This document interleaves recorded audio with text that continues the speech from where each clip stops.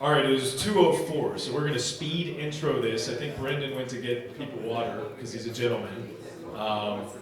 So I'm going to carry on with introductions. We are joined by a few awesome, incredible reporters, and we're going to talk about the art of interviewing. So our first panelist is Andrea Kremer, one of the most accomplished and widely respected names in the sports journalism industry. Andrea has covered everything from 25 plus Super Bowls to the NBA Finals, March Madness, the Olympics, and more. A Philadelphia native, she's received the Pete Rozelle Radio Television Award from the Pro Football Hall of Fame and is currently the chief correspondent for NFL Network. In addition, she was one of the original hosts of Can We Talk, the all-female sports talk show on CBS Sports. Versatile, thoughtful, and engaging journalist. Please welcome 2024 NSMA Hall of Fame inductee, Andrea Kremer.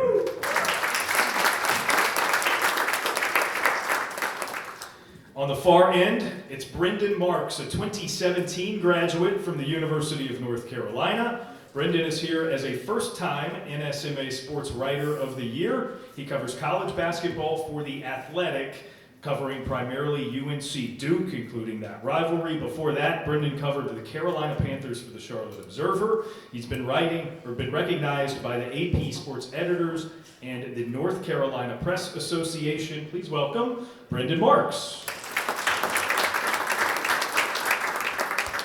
And lastly, but of course not least, Olivia Reiner joins us as a first-time winner of NSMA's Pennsylvania Sportswriter of the Year Award, a bachelor's and master's graduate of Northwestern's Medill School of Journalism. Olivia is currently at the Philadelphia Inquirer, covering all aspects of the Philadelphia Eagles. Before that, she covered the Flyers, and before that, covered the Green Bay Packers for the Milwaukee Journal-Sentinel in the 2020 Tokyo Olympics for USA Today. Olivia has received various accolades from her alma mater, as well as the Associated Press sports editors. So let's welcome Olivia as well.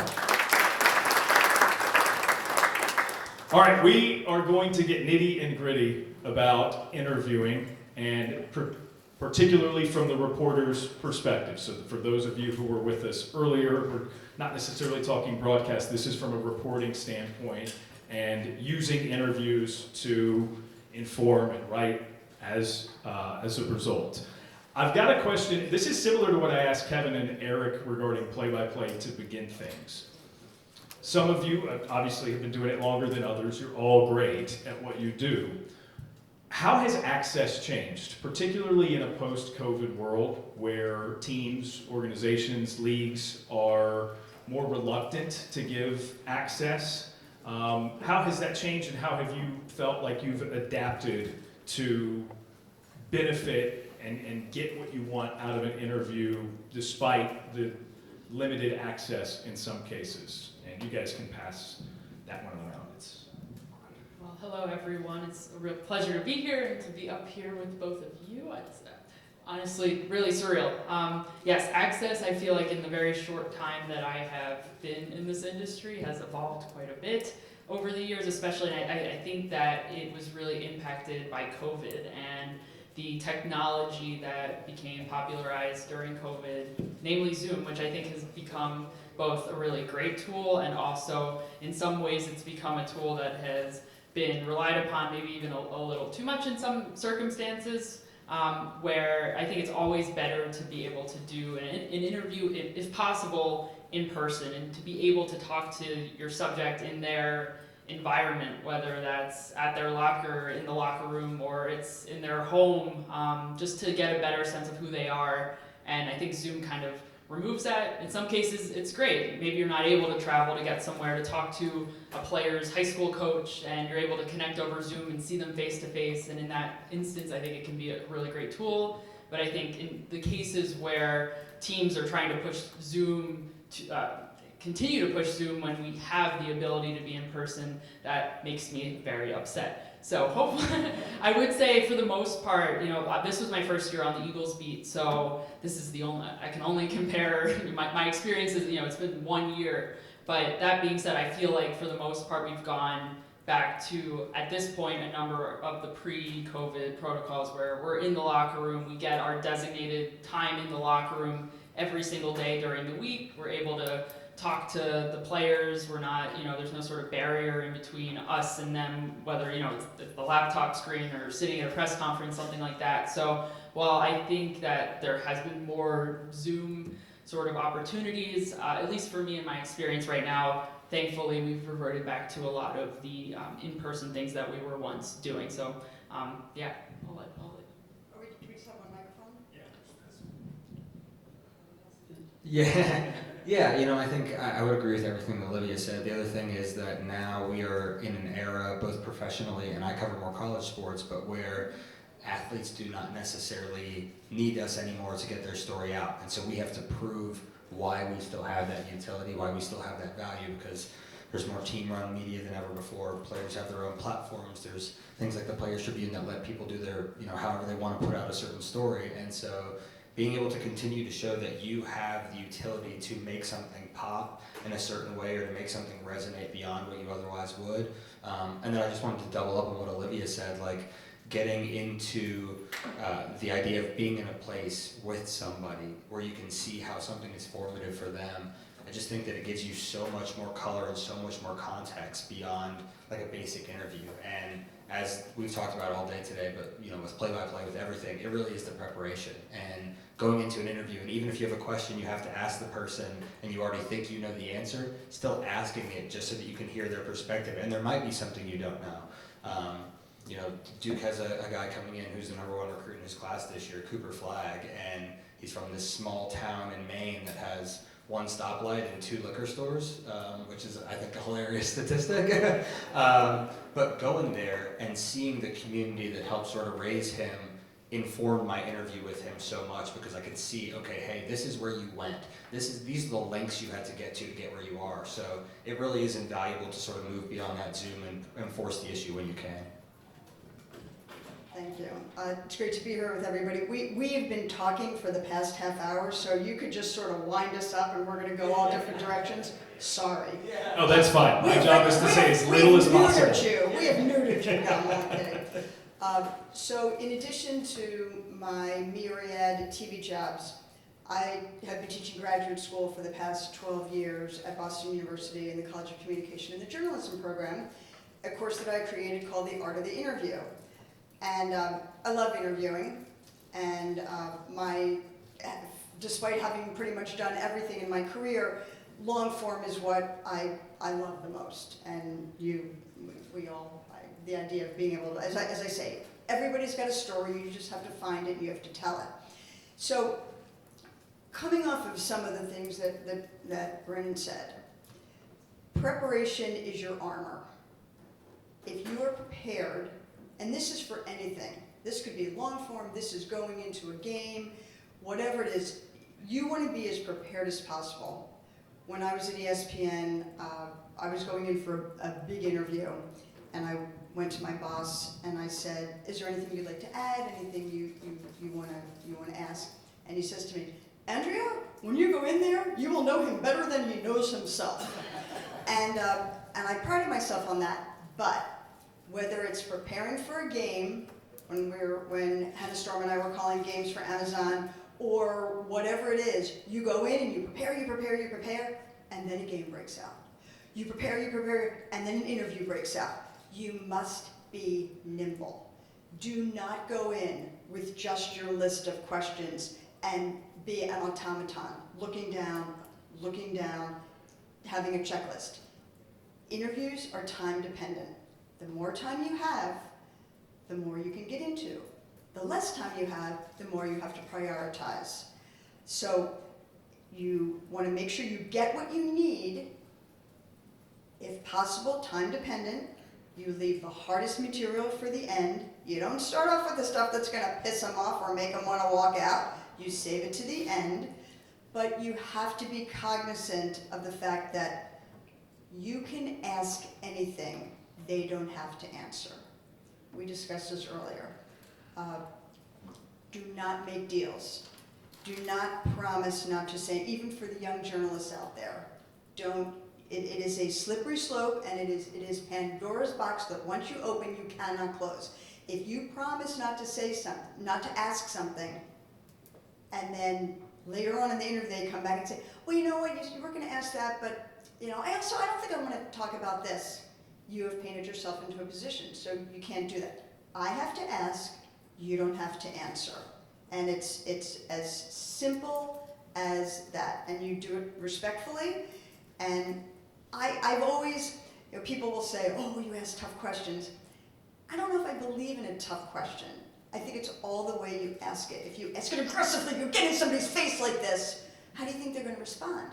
But if you stay neutral, if you respond attentively as though you're listening, then that's what's the key. It's not a matter of, I'm going to pass this off because I'm talking too much here. We were joking earlier. I have an unofficial, unscientific observation that I've made all these years. I always share this with my students. Men and women interview differently, okay? This is not the male bashing part of your program, I promise you. Right, and it's not that. But I think that typically, and you said you've seen this, in a locker room situation, for example, guy's gonna go in, and it's okay, on that third down play, your right tackle missed the blitz pickup, it was a cover zero, you didn't see A.J. Brown running down the field to the post, and the athlete's sitting there and okay, well, what's the question, or what are you gonna tell me? And then Olivia goes in and says, what happened on that third down? Now, which do you think is going to elicit a better response? Now, if the athlete thinks, Olivia, woman, didn't play the game, maybe she doesn't know what she's talking about, and gives this expansive answer, that's great, but you can't let your ego get in the way. It's not about how much you know and how much you're going to prove to your subjects that you know. Your job, journalism, capture reality, your job is to get the best answers. If the best answers mean you just put yourself out there in a very neutral way and don't prove that you know everything, don't let your ego intercede here. So I'm mercifully going to pass this microphone off to somebody else. But I think that these are things that we all feel that are really important to the interview process. Yeah, one quick thing, Darren, then I'll let you do your job. Yeah, it's not about you, and I think that's the big takeaway there is that nobody cares how much you know, nobody cares what you really have to say. Your job is to just try to elicit as much information from your subject as possible so you can really relay that information to your audience, whether you're writing for print, whether you're a broadcaster, whatever it may be. It is just your job to ask the questions, to be direct, to not ramble on, and I think that it's just at the end of the day, it's not about you as journalists. You don't want to be the story, and I think that is one way to do it. I like the example, Andrea, of being careful not to come in aggressively. My follow-up there would be, what types of things do you keep in mind outside of an interview, aside from the questions, right? If you saw a transcript of an interview, it can look a lot different if you're there in person, living, breathing, seeing them, you're seeing each other and interacting with one another. What percentage, I guess, or how would you describe the things that happen outside of the words exchanged and how those matter?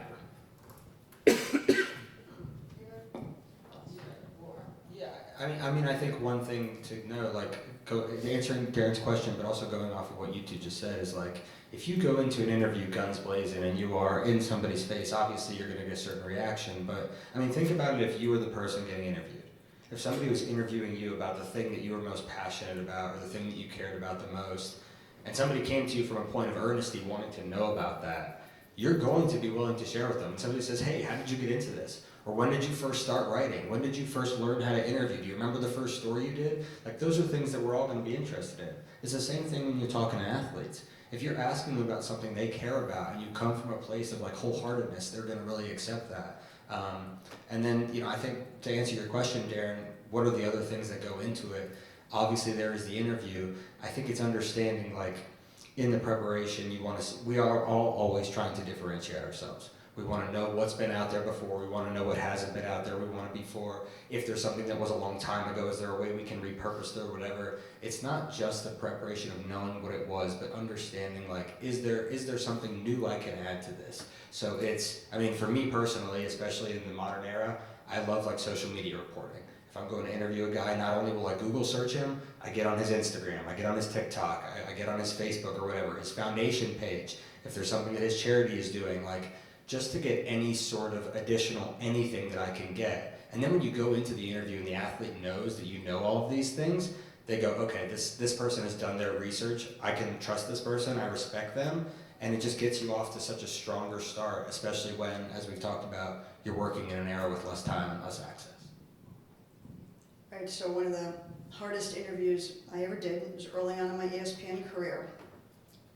It was with Bobby Knight, the legendary Indiana coach. And we were doing a retrospective on the 1976 undefeated season. So it was clear that I would not have been covering sports at that time. So he knew that I was young. And I knew what I was going to be dealing with.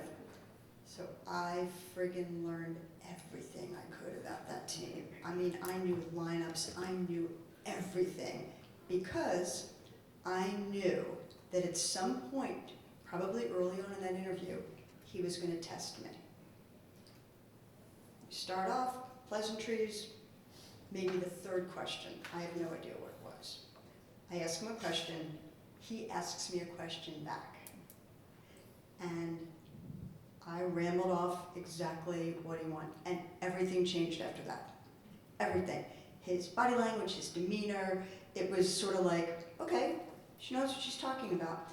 Now again, is this a chick thing? Is this a woman thing? Are we going to be tested more? Yeah, women are going to be tested more. I'm sorry. It's just nothing to do about it. Don't bitch about it. Just understand that we are held to a different standard, and everybody makes mistakes. Don't make the same mistake twice. But I always joked that if Chris Berman made a mistake, it's a boomer. But if Linda Cohn made a mistake, so she doesn't know what she's talking about. So again, what are you going to do about it? Can't complain about it. Just understand that this exists, and the only way that you can continue to defy these stereotypes is to do the best job that you can. Now, I want to go back to something Brendan said, and also speaking to your question.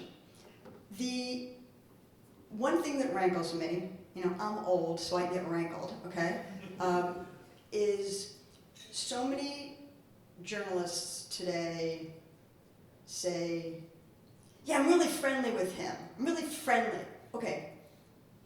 Excuse me, strike that. Take two. I'm friends with this person. I'm friends with AJ. I'm friends with Jalen Hurts. No, you're not friends with them. You're friendly with them. You're not supposed to be friends with the people you cover, okay? Obvious reason. They screw up, you gotta cover them. You gotta be honest. You don't owe them anything other than being fair and honest and asking them, giving them an opportunity to discuss whatever it is. So when an interview starts, speaking to Brendan's preparation, you know something about them. I try to find some commonality, okay? Again, I'm not friends with them, but I'm being friendly towards them. It could, whatever it is, it could be something personal, it could be a mutual acquaintance or whatever it is, but the idea is to try to make them feel comfortable, to connect with the person, okay? It's really important to try to do that. It gets back to the amount of time you have and the location. Trying to connect with someone in a post-game interview when you're on the field and there's 60,000 screaming people is different than if you're in a more intimate setting, one-on-one, where you're doing a long-form interview. But it's still a matter of the same thing. You want credibility, and you want to be able to feel that your subject is connected with you in some capacity. Yeah, Andrea, I think that's a great point, and I think to build off of that, your relation, I'm a beat writer, so I am in the locker room every single day, and I think when I first started out in my career, I was covering the Packers. I did a lot more video than I do now, and I had a video camera going into the locker room, and I would go over, follow the scrums around, kind of wherever there are a lot of people, and stick my camera in whoever's face, and move on, get the quotes that I needed to get, and continue about my day. But I remember one of my fellow beat writers, one of my colleagues, Jim Ozarski, he's like, it's really important. Sometimes you just got to put the camera down. I know that you have a job to do and that you need to get certain clips for our website and yada yada, but it's really important that you form relationships with these players too that transcend just the transactional day-to-day, you need to go get XYZ thing. So I started to do that more often. Some days are crazier than others. Some days I have to go get something, but sometimes I have a little bit more time where I can just go and talk to a player about something that is off the record, not necessarily something that couldn't be on the record, but something that I didn't need to use, and just get to know them. So the next time when I do need to ask them for something, they know who I am. We have a relationship. There is a little bit of trust, and those sorts of conversations, those relationships go a long way. So when you do need to ask a tough question, even though maybe there are no tough questions, that person knows who you are, and they know your intentions are in the right place, and they know that you're fair, and you're not just parachuting in from the outside trying to get something from them. They know that you're there, you're showing up, you're doing the work. I think those sorts of conversations, building those relationships with the people you cover, those instances where you're not on the record and you're not putting a recorder in their faces are so important. So one thing really quick to add onto that. So one of the biggest stories that ever broke when I was at ESPN was Michael Jordan coming back to play in the NBA. And subsequent to that, I did the first interview with him. And there was a columnist in San Francisco who wrote, I'll never forget the lead because it meant so much to me. He said, Diane Sawyer, Ed Bradley, Dan Rather, Barbara Walters, they all tried to get Michael Jordan, but who got Michael Jordan? Andrea Kremer. Why? Because she had this relationship with him. So I was based in Chicago when I started my career at ESPN, and to Olivia's point, I was there. I was there when he came back from Atlantic City, and you had to ask her questions about how are you going to Atlantic City gambling during the playoffs. I schlepped down to the Slim Bowler trial in North Carolina when a check from Michael Jordan was found in a bail bondsman's care, and I had to ask him about that. And I went and covered him when he was playing for the White Sox, if you can use the word playing. So the bottom line is that when it came down to that, Jordan trusted me. And that is something that you have to build over time. You have, those relationships, you use the word transactional, everything, it feels so immediate. But sometimes it just takes time to be able to build things. And I don't know if you're learning this, now that you're going into your second year on the beat, or if you've learned this in the college world, but these things take time, but they're worth it, and they will pay off for you. Yeah, the last thing I would add is just it's not just about the relationship, but then the quality of the interview is so much better too. UNC got a new head coach a couple of years ago, Hubert Davis replaced Roy Williams, and he is notably media averse. He worked for ESPN for 12 years, but does not like to do media whatsoever. I like to say that he is media savvy, not media friendly. But I wrote a really hard story about them when they missed the tournament in his second year. They were the first #1 team in the country ever in the preseason not to make the tournament. And I wrote this story, and it was obviously very critical and sort of detailed behind the scenes what went wrong. And I called before we ran it and said, you guys have any response to any of this or whatever? And he was not happy with it, obviously, but I didn't hear from him. I didn't hear from anybody after the fact because they knew it was fair. Fast forward 6 months later, North Carolina's playing a game for cancer research, and he reaches out to me about a week or two before that and says, I lost my mom to cancer when I was younger. I've never really talked about this. I saw how you handled something sensitive before. I trust you to do this. And then when you get in the interview, you already have that level of trust built in. So, I just think, again, to corroborate everything they've said, you are not supposed to be friends with the person, but to treat them like a human being goes so far in that moment in terms of cultivating the relationship, and it just continues to pay dividends down the road. Yeah, we were discussing before how we've all been in situations where somebody reveals something, you weren't expecting it. And I always feel, I've done, over the course of my career, far too many stories dealing with loss of a child, loss of a parent, whatever it is. And again, friendly, not friends, tone matters. You can be empathetic without this, right? But you can be empathetic by listening. So this is going to segue me to something that's hugely important, okay? Listening and silence. The two, in my opinion, the two keys to good interviews. Listening because, again, hey, you got that list of questions there you got to get to, and you got a priority list, and you got to listen, because sometimes the person's going to take you someplace, and you got to figure it out. Are they obfuscating? Are they taking you someplace because they don't want to talk about what you've asked them?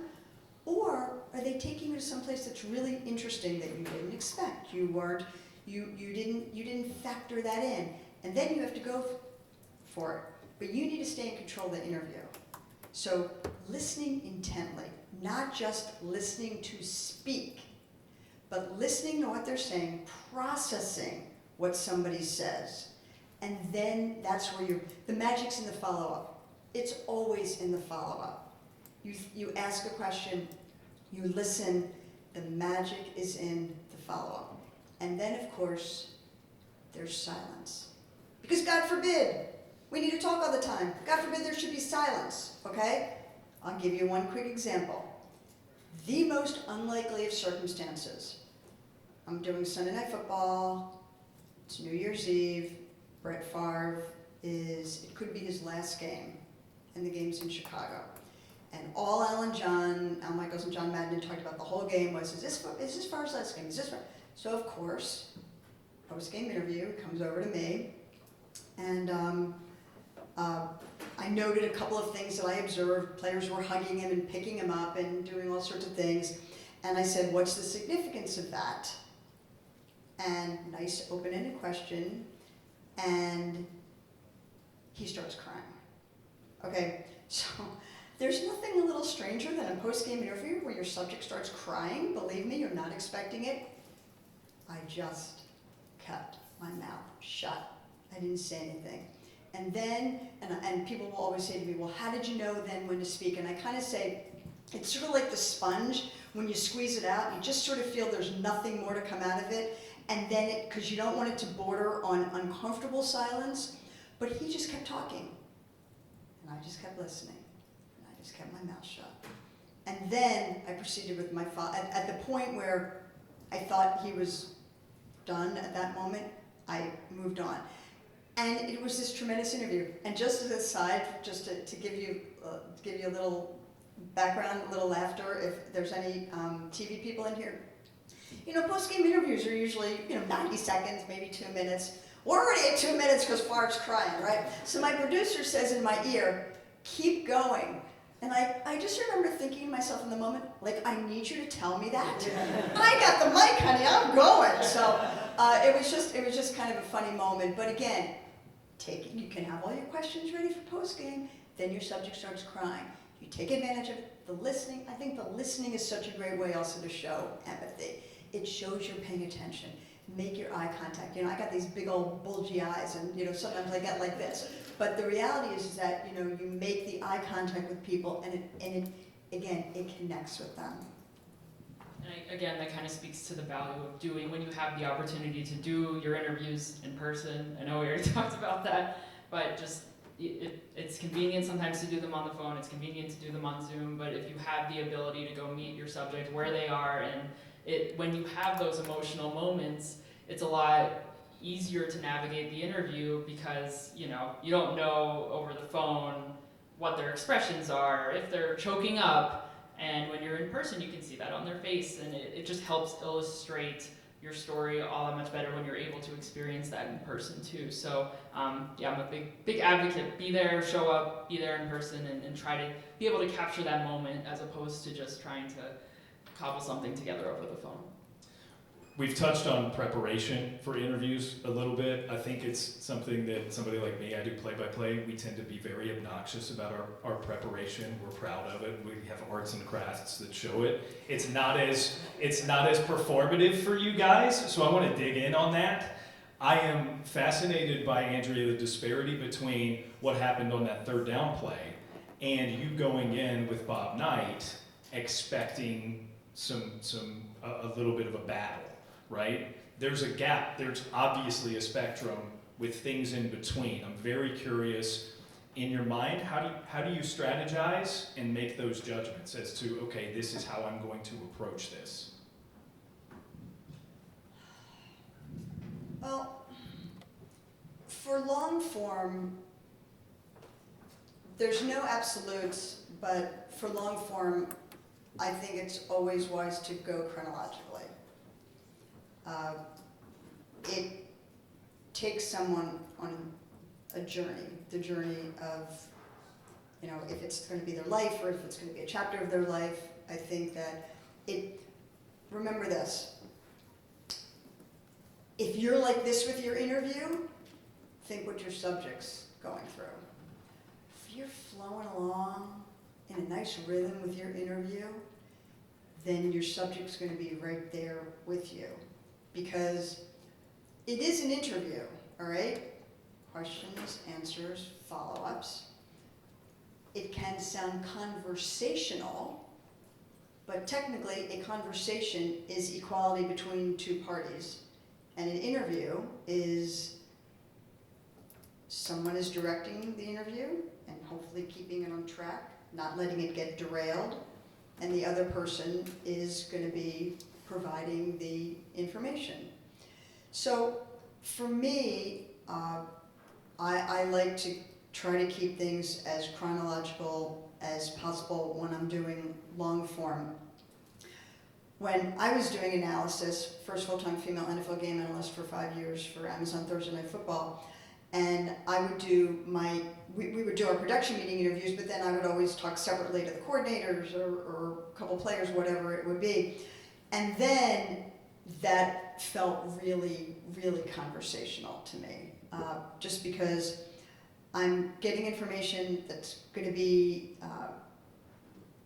providing background, providing context, providing perspective, providing the stories that you want to try to weave into your analysis when possible. So I think that there's certain interview principles that are universal, but depending, again, to me, so much of it gets back to time limits, how much time you have. I think that will really determine the direction and the strategy of my interviews. Yeah, for sure. And also it depends on the person you're actually interviewing. You know, it's going to be different if you're talking to, in the college space, we deal with a lot of people who this is their first time ever being interviewed. They've never actually had to speak to somebody. So especially if you're getting into something sensitive, sometimes that's the first time they've ever spoken about a sensitive topic before. And, some of the, for television, it's different. If you're going to be on camera versus me, I can say, take your time. I can let the silence sit for 15, 20 seconds. One of the things that I firmly believe in is if you have that silence like Andrew's talking about, the subject is going to want to fill it more than you're going to want to fill it because they're going to get uncomfortable, especially if it's somebody who is new to being interviewed or somebody who's not used to that. But certainly I think the conversational tone, especially when it's the writing process, I am not taking this interview and putting it out straight for. So if I ask you 10 questions and there's 2 that you give really good answers to and there's 2 you're really engaged in and they're thoughtful and we have a back and forth about that, clearly there's interest there. Clearly this is something you care about. I can follow up and spend more time there. I may have had, 4 other questions that I wanted to get to, but if this is where the meat of it is, then we can follow up there and we can keep going back and forth. So the listening thing is the biggest thing. I don't think you can have a good interview if you do not have active listening skills. You said something and it made me think of this, which I had to laugh. So the interview process is also a lot about observation, all right? We talked about listening, the necessity of it. We talked about the silence. But you have to observe your subject. Okay, so I'll never forget going into, this actually dovetails in a couple things. Number 1, don't forget soft skills. They're always underrated. What do I mean by that? Okay? Shake somebody's hand. Now, why else does shaking somebody's hand serve a purpose at the beginning of the interview? Because if their palms are sweating, I got an idea about something already. They might be a little nervous going into the interview. Are they kind of limp? Are they like this? And then I feel they might be tense. So I'm observing everything about my subject, okay? Just part of the soft skills. As an aside, if I'm a beat reporter, okay, and I'm curious if this actually works for you guys as well, but I would encourage my students, when possible, and Olivia kind of alluded to this, don't just shove some microphone or some recorder in their face, okay? Would you like that? Would that make you feel comfortable? When possible, introduce yourself. Hi, I'm Olivia Reiner from the Philadelphia Inquirer. Make sure they just know who you are. If they don't care, okay, whatever. But if they do care, and it's one small way that you can distinguish yourself, okay? Now, that's my digression. Here's what made me laugh when I was listening to Brendan. Gets back to the observing 360. So I'm interviewing Jim Harbaugh for Real Sports. And he's talking like this. There's all these gaps. So at first, when there's this silence, I sort of stop defying my own rules and I start asking questions. But then I realized that's his speech pattern. And once I figured that that's the way he talked, then I let him have these sort of ellipses, if you will, of the interview. And we had a really good interview. But until I figured that out, it was just really weird. Observe your subject in every way, head to toe. If you see this, it's an indication of something. If you see them looking around, they're losing focus. Take a break, get some water, whatever it is. Observe your subject. As Brendan said, they're humans as well, okay? So you don't want to draw conclusions, but you do want to pay attention. It's all about paying attention. Yeah, paying attention and also knowing who you're talking to and knowing your subject and what their tendencies are in interviews. I covered with the Flyers, who's still the head coach, John Tortorella. He's known for being kind of fiery and sometimes abrasive with the media. And in certain scenarios after games, before, really whatever, he just really wouldn't feel like talking to you or me or whoever. And so for me, it was very important to always go into those interviews with a game plan. Like, what do I really need to ask him? Because the way that he would respond would sometimes, it would be like a little jarring, it would be a little surprising, he would be very short and you would need, sometimes I'm the only person traveling on the road, talking to him. In the press conference, it's really just a conversation between the two of us, hard to call it a press conference, and so I just need to be ready. So it's, again, going back to preparation, but it's just so important to be prepared, to have that plan, to have that roadmap in case he says something along the lines of, none of your business, to your face, and you just have to go to the next question and ask the next thing. So it's so important to have that level of preparation and to know who you're talking to, know who you're getting into in order to just get your job done. You guys mind if we open it up for Q&A? We've got roughly 10 minutes, so probably a few questions. Any questions for the group? I will pass it around. If you would pass this backward. Kind of going off of what you just said, when you are dealing with coaches or players who are maybe short-answered or abrasive and stuff, how do you let that demeanor and that response not like rattle you a little bit? Because I've struggled with that, so just curious how you guys deal with that. This is pretty much my existence on the Flyers beat. Yeah, it's hard. It's really hard. I don't know if there's a right answer, but I'll tell you how I handled it. You have to be professional. They can conduct themselves however they want to conduct themselves and be however they want to be and say whatever they want to say, and sometimes there are no repercussions for that. But you have to continue to be professional, continue to do your job. and not, not talking back, not lashing out, not, just kind of sticking with it, staying focused, continuing to ask questions that are sometimes hard, sometimes questions they don't want to answer.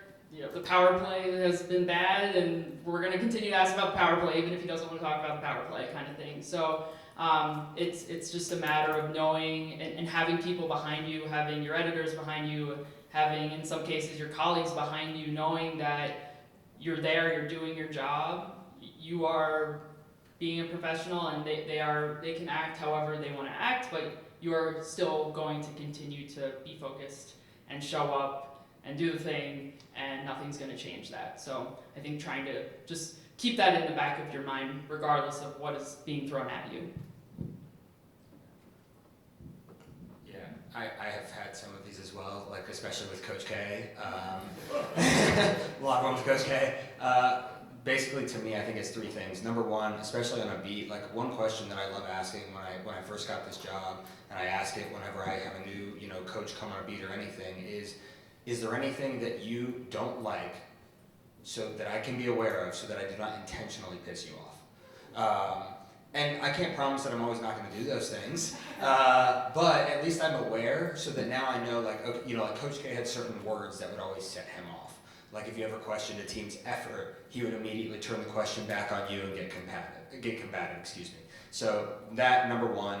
Number two, kind of like what Olivia's talking about, if you do get a short answer or a snappy answer, or if they battle you, like, you cannot give a visceral reaction because that means they win. And you're trying to get information from this person. If they trump you in terms of that sense, you've lost, and now your chances of getting the information you need have decreased dramatically. And that sort of goes along with the third thing I say, which is don't back down. If you don't get, I remember asking Coach K his last season, there was a guy who was playing like trash, and we were like, why do you keep starting this guy? And he's like, well, what do you recommend we do?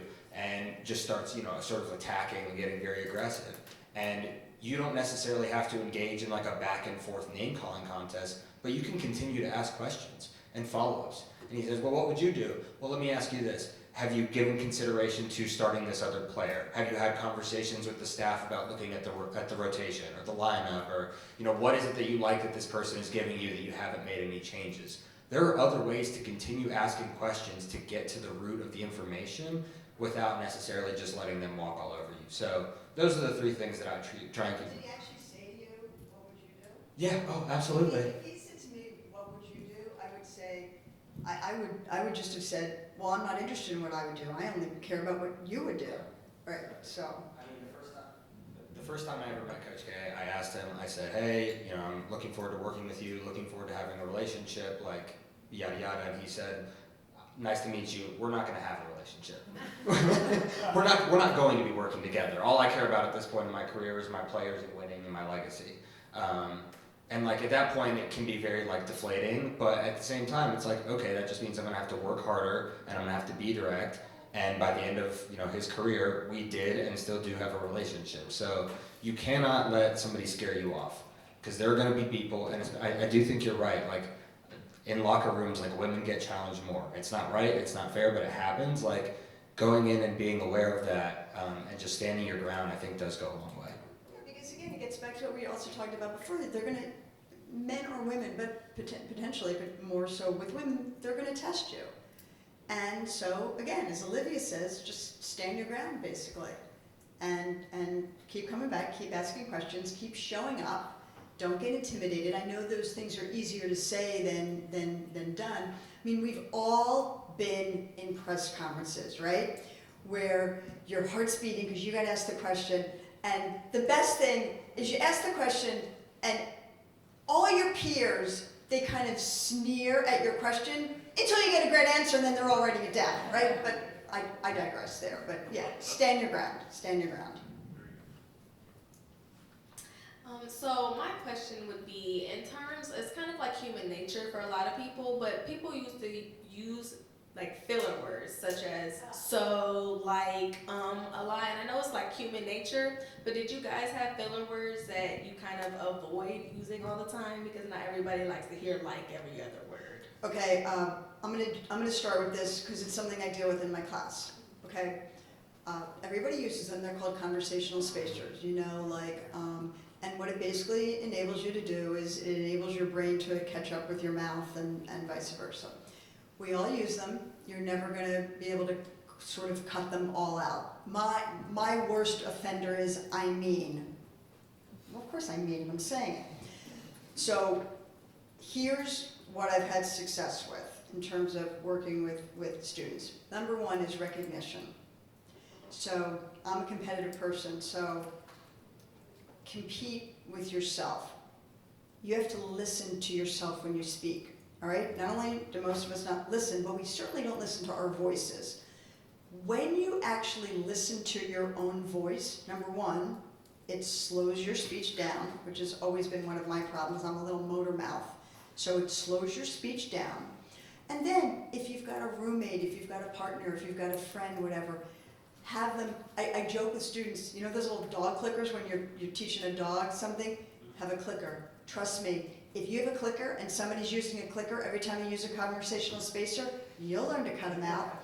So recognition is the first thing. Hearing in your own head when you are using those words.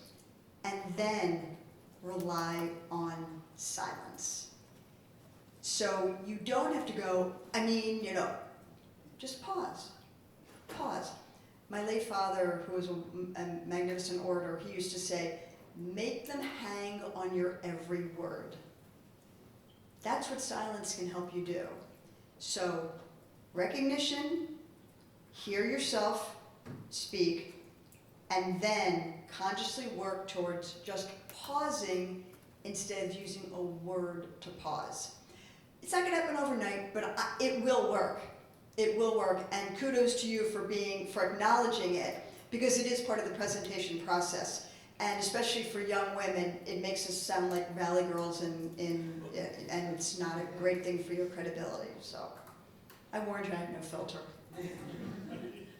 I know this was already discussed in a different panel, but I know we've talked a little bit about repetitions and the importance of getting experience, and I think a big part of that, especially if you are in broadcast and you are listening to yourself a lot, you're speaking a lot on camera or on the radio, it's so important to go back and listen to yourself, to your point, to be able to critique yourself, and sometimes it's really uncomfortable. No, it's not sometimes really uncomfortable, it is always really uncomfortable, always.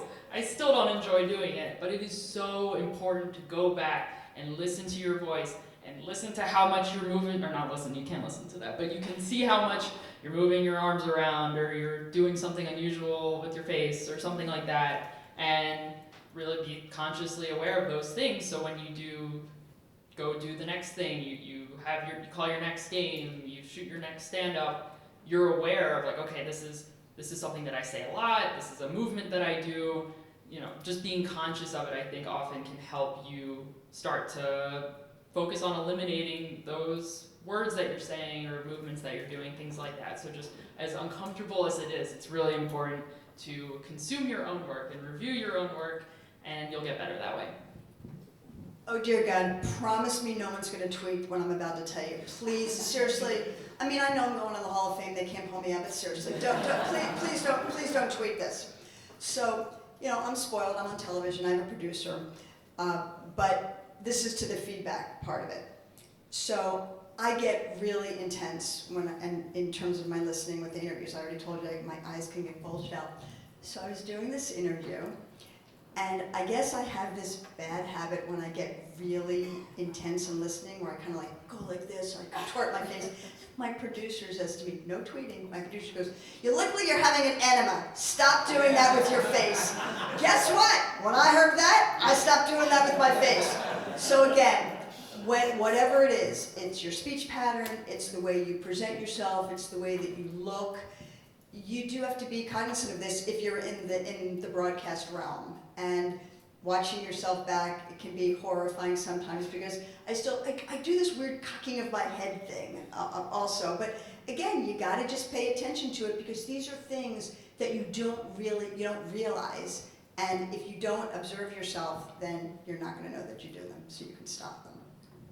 No tweeting, please. You're not gonna see the word Andrea Kremer and enema in anybody's tweet. Thank you. Yeah, and then Instagram, TikTok, whatever. Yeah. All social media applies. the only last thing I would say is, Go for that one, maybe. yeah, I'm trying. Yeah, I'm just taking us down the ramp at this point. The last thing I would say is, for print purposes too, you know, the silence, you're talking about it as it applies to the interview, like the person who's being interviewed. It also applies to you.